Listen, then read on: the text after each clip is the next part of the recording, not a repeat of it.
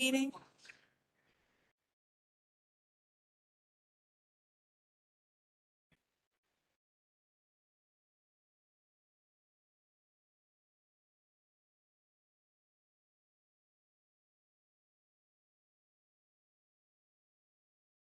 Okay.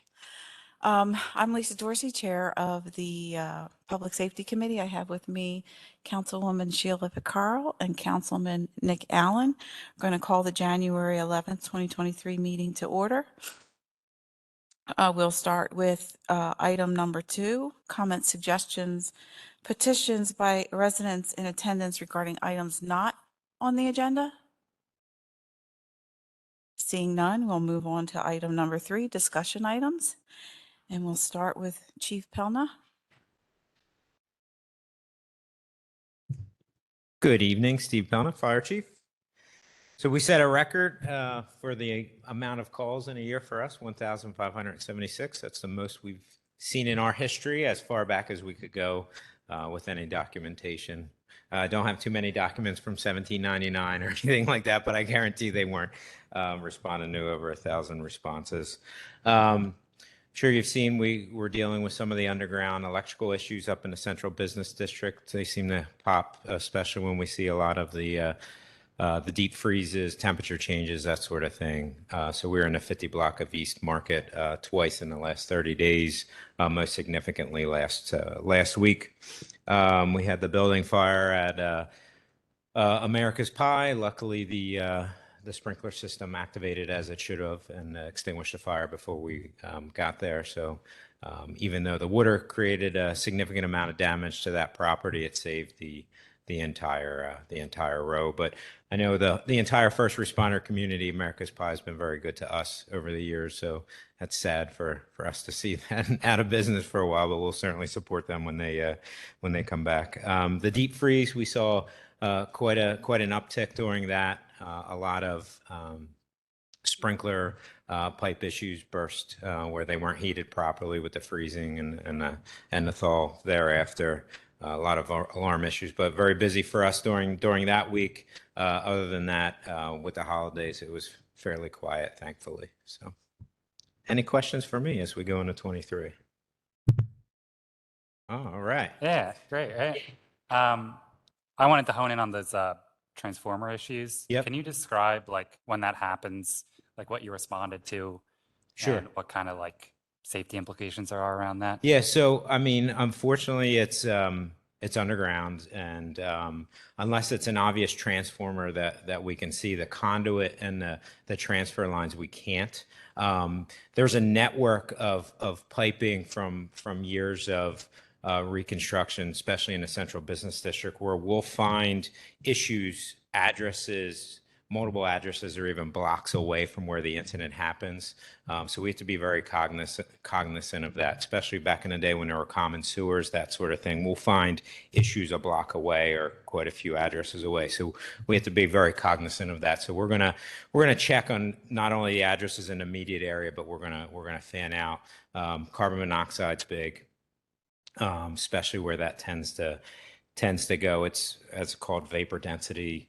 Tends to rise, but we find it in lower areas. So we're certainly looking for that. So that's kind of the, colorless, odorless gas. It's a silent killer that we're looking for in those aspects. But then the electrical, the property issue. So we're looking for the surges, as far as the electrical actual services to the local addresses. So we're checking them, getting in, look at the fuse panels, making sure nothing's awry, notifying everybody to keep an eye, ear out, and of course, if they smell anything, to call us back. But it can be a cascading, unfortunate issue when we have issues with the underground services. So it's pretty serious. And then especially right there, you can get it over pressurizing. We've had manhole covers, fly in the air. The noise.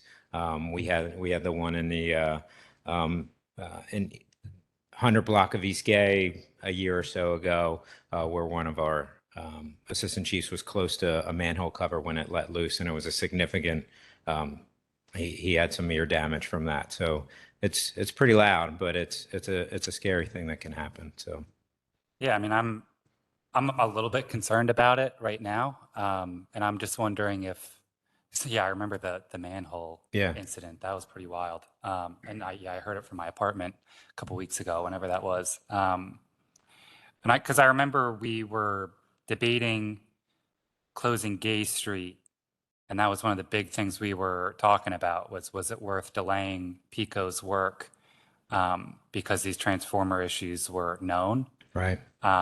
So in your opinion, is that something that maybe as council, we need to bug Pico, see like what's going on and see if we can get this fixed so we're not Well, my having this hope is happen? with the Harmony project or, bringing the infrastructure, up to a higher standard, at least so that's my understanding of it. I'm not an electrician by any stretch of the imagination, but um, I think, and somebody can correct me if I'm wrong, but my understanding is Gay Street is virtually completed. And it's certainly a great question. I think we should reach out to Pico, see where they're at with it, Sean. I don't know, because I thought we still have Market to do, but my understanding, at least the Gay Street portion is complete. But something we should certainly look into. I mean, unfortunately, there's nothing we can do as far as prevention. We're going to respond when the incident happens. But it's more of if there's any if we can lever on Pico in any way to ensure, the infrastructure. But at least it was warm and fuzzy for me when the Harmony project started. Gay Street seemed to be our biggest offenders, at least the underground. So might be Great. worth a follow-up with Pico. Can we do that? Can we bug Pico a little bit? Yeah, I can, we can discuss it maybe at the work session, talk about where we are at with the Harmony project. I think Mr. Pelton is right. We are looking at work being done on Market Street and then some on High Street as well in this phase of the project. Great, thanks. Cool. All right. Thank you. I'm sorry, Chief, I let you get away before I had a question for you. Sure. And I think, I actually think it's from last month, and the record number of calls brings it to mind. There was a mention about the alarms and alarm fees. Has there been any progress or just additional discussion related to those, and like, how soon can we implement some? And that's probably a double question. That's on my agenda to meet with Sean in the first quarter here and discuss it and really dig into it. But I don't have any numbers yet. Okay. But I appreciate the zeal in that we can take a hard look at it. So. Okay, great. Thank you. Yep. Thanks. Okay. Next. Chief Moorhead? Good evening, Jim Moorhead, Chief of Police. I'd like to start out by thanking Ms. Dorsey, Ms. Vaccaro, and Mr. Allen for serving on the Public Safety Committee last year. I think we got a lot done. I enjoyed working with you throughout the year and hope we have a good 2023 as well. The monthly report for the police department is available online. You have it on the screen tonight. There was nothing extraordinary in the month of December, so I'd like to take my time this evening to kind of give you a quick glance of our 2022 annual report instead. That'll be sent to you tomorrow morning. The mayor's just finishing up her final review, and it'll be released to you tomorrow morning, and then it'll also be available to the public on west-chester.com under Police Annual Reports. We saw a slight decline compared to the fire department. In 2022, we had a 4% decrease in calls for service, probably because we were sitting at all those fire calls. But we did see a slight bump in overall crime. We saw a 6.5% increase in crime. The staff is taking a look at that, looking at trends, trying to calculate why and analyze the data of why we saw an increase. But don't be alarmed. Our serious crime was only 5% up. And remember that last year was still a recovery year from COVID when crime was down significantly. Part 2 crime, or our nuisance crime, saw a 7% increase. And, you know, we had a lot of discussions last year on some of the serious crime. Obviously, we had a serial burglar that was running around this past summer. That accounted for part of that spike in serious crime. But I'm happy to report that we saw a significant decrease in rape. We saw no rise in robberies, and we saw a 13% decrease in assaults. So largely a big effort of the police force, the officers remaining vigilant uptown, being present, because a lot of our assaultive behavior occurs, you know, in the bar district, typically around closing or in the late hours of the night. So when you receive the report tomorrow morning, make notes. I'll be happy to answer all of your questions. I'll take any questions you have for me right now. I'd also like to point out that for the remainder of January, you'll see the front of the Borough Building lit up with blue light. And this is due to the National Human Trafficking Awareness Month. And we're going to participate in that awareness throughout the month. We have a speaker coming in this Friday to do training with the police officers on human trafficking. And we're going to symbolize that with lighting up the front of the building for the remainder of the month of January. Thank you. One question for you, Chief. Last month, I think we were talking about the school resource officer. Yes. And is that school resource officer an addition to the force? So I think the force is 44. Does that make it 45? Because Yep. we'll backfill for that? That position is coming from within the complement of 44. Oh, okay. We're not adding an additional officer. We're using one of our officers from our resource community policing squad, and they will be attached to the school throughout the school year, and then they'll come back to the resource squad during the summer and other days off. Okay. All right. Thank you. Yep. And I remember seeing a recent announcement of a retirement. I think I covered that last month. Officer Okay. Tom Flick Yes, retired that was after the name. 24 and a half years of service. Okay. And yeah, I'm pretty sure we covered I that at missed the last last month. public. That's Se- right. Oh, that's right. That's why it's all. Yeah. Okay. Yeah. All right. Thank you. So we congratulate him. Yeah. Anything else for me? Nope. That's all I had. Thank you. Appreciate it.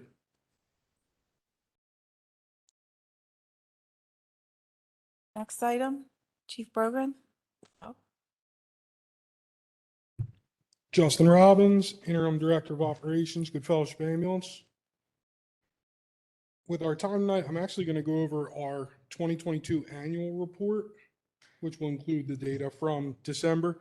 Much like our partners from the fire department, we had the busiest year in the history of our organization with 7,378 calls for service, and 2,172 of those were here in the borough. Overall, that was an increase of over 700 calls from what we saw in 2021.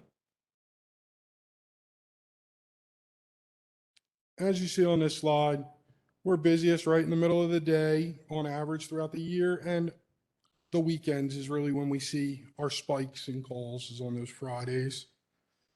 This next box is our call sequence. So this shows us how many simultaneous emergencies our crews are responding to at a time. So on 31 occasions in 2022, we had 5 simultaneous EMS units in service at emergencies. Going down, so in 2020, we began to do interfacility transport. So our crews actually, in addition to the 911 calls, handled 327 of those in 2022. Our crews attended 90 special events. So that's the parades, all the community events we go to. As we talked about last month, December 1st, we put the QRS unit in service at Westchester University. And in just the month of December alone, that unit responded to 4 emergencies on campus, staffed by volunteers that are all students at the university. Our tactical paramedics responded to 9 emergencies last year, and our fire ground rehab unit went to 12. Right here, you'll see most of our patients go up the street to Chester County Hospital, but we made it as far away as Taylor Hospital this year down by the Philadelphia airport. That many patients, we've had to spread out a little bit. You can continue to scroll here. And that's just a breakdown of the patient age ranges we see. We see our largest population is in that 76 to 85 range. And that just shows which vehicles responded to which emergencies. So if you go down just a little bit more, I wanted to highlight our average times. So from the time that our units are dispatched till they're on the road, 1 minute, 20 seconds averaged for the year.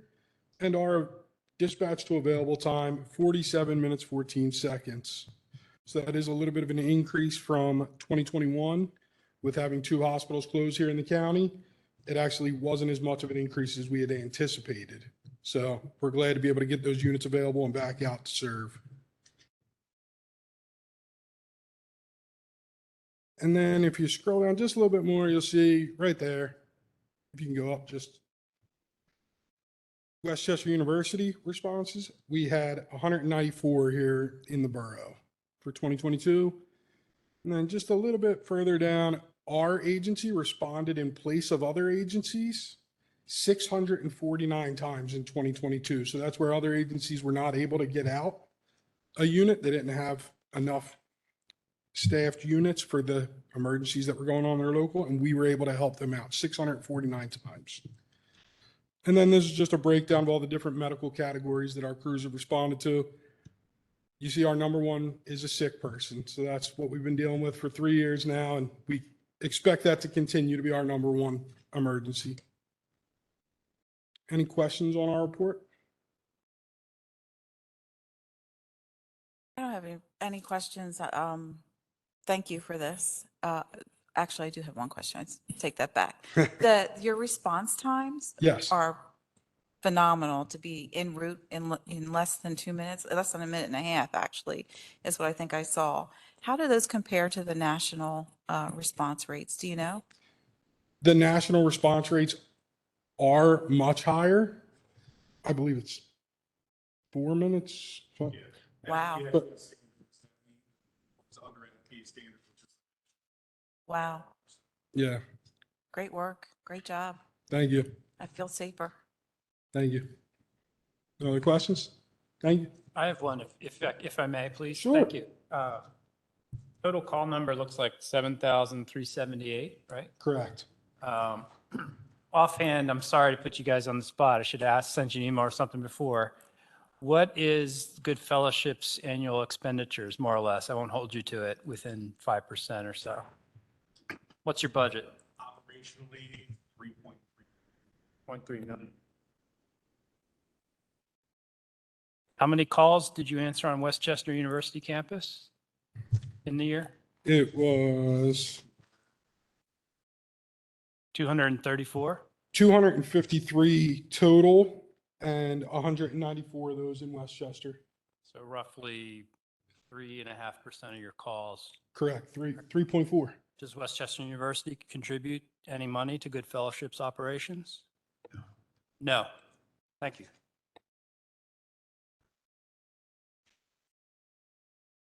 Thank you. Thank you. Thank you, Mr. Metrick. I actually had that question as well written down. We're making any progress in that arena with the university? Starting the conversations? Great. I also wanted to recognize, and I apologize, Chief Pelna, when you're up here, I saw the NBC special on the number of women on the volunteer fire department. Thank you, Dave, for sharing that with us. That was phenomenal. See 11 women. I think the average for the country is 3 per department. So see 3, almost 4 times that is amazing. Keep up the good work. Thank you. Okay. Right along to item number 4 on the agenda, action items, a resolution for for January 2023 designated emergency service providers for the Borough of Westchester. This is an annual measure, resolution the council passes just to indicate to Chester County who provides these services so that they can link up their 911 call center to go to the right people. No questions. And the second item is approve the December Public Safety Quality of Life meeting minutes. Questions on the minutes? Okay, any other business? All right, we will adjourn the meeting. Yeah, thank you.